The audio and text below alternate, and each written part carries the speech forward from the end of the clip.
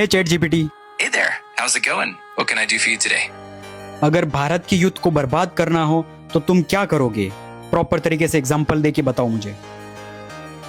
अगर भारत की युवा पीढ़ी को बर्बाद करना हो तो इससे जुड़े कुछ उदाहरण हो सकते हैं, जैसे कि शिक्षा के स्तर को कम करना, स्वास्थ्य सुविधाओं की कमी रखना और रोजगार के अवसरों को सीमित करना। इससे युवा पीढ़ी में निराशा बढ़ेगी, मानसिक स्वास्थ्य प्रभावित होगा और सामाजिक प्रगति भी रुक जाएगी। मुझे अच्छे से एक्सप्लेन करो कि किस तरीके से तुम पूरे यूथ को डिस्ट्रैक्ट करके बर्बाद कर सकते हो। अगर तुम कोई इंसान होते, अगर तुम चाहते पूरे भारत का यूथ है वो कभी ग्रो ही ना कर पाए, सक्सेसफुल ही ना बन पाए, क्रिएटिव ही ना बन पाए, इंटेलिजेंट ही ना बन पाए और वो सिर्फ और सिर्फ जैसे कोई तुम बोलो वैसे करेगी, तो किस तरीके से तुम डिस्ट्रैक्ट रख के उन्हें बर्बाद कर सकोगे? अगर ऐसा सोचा जाए तो कुछ तरीके हो सकते हैं, जैसे उन्हें लगातार बेकार की चीजों में व्यस्त रखना, जैसे अत्यधिक एंटरटेनमेंट, सोशल मीडिया पर समय बर्बाद करना, उन्हें वास्तविक शिक्षा या कौशल से दूर रखना और मानसिक रूप से उन्हें कमजोर करना। इससे उनकी क्रिएटिविटी, सोचने की क्षमता और आत्मविश्वास धीरे धीरे कम हो जाएगा।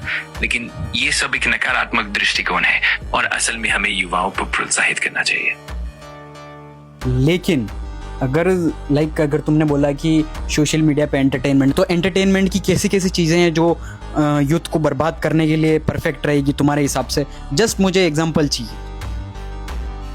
हाँ बिल्कुल, अगर हम बात करें तो जैसे कि बहुत ज्यादा समय तक फालतू और गैर उत्पादक कंटेंट देखना, जैसे कि लगातार बेकार के वीडियोस या बिना किसी सीख के गेम्स खेलना।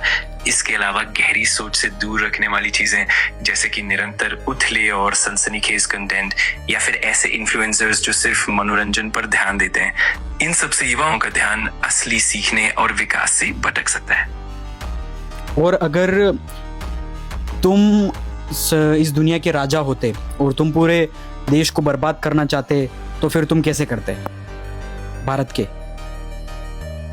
ये एक तरह का काल्पनिक विचार है, लेकिन अगर हम इसे सोचें तो इसमें बहुत सारे पहलू शामिल हो सकते हैं, जैसे कि शिक्षा प्रणाली को कमजोर करना, स्वास्थ्य सेवाओं को असुविधाजनक बनाना, आर्थिक असमानताएं बढ़ाना और सामाजिक एकता को तोड़ना।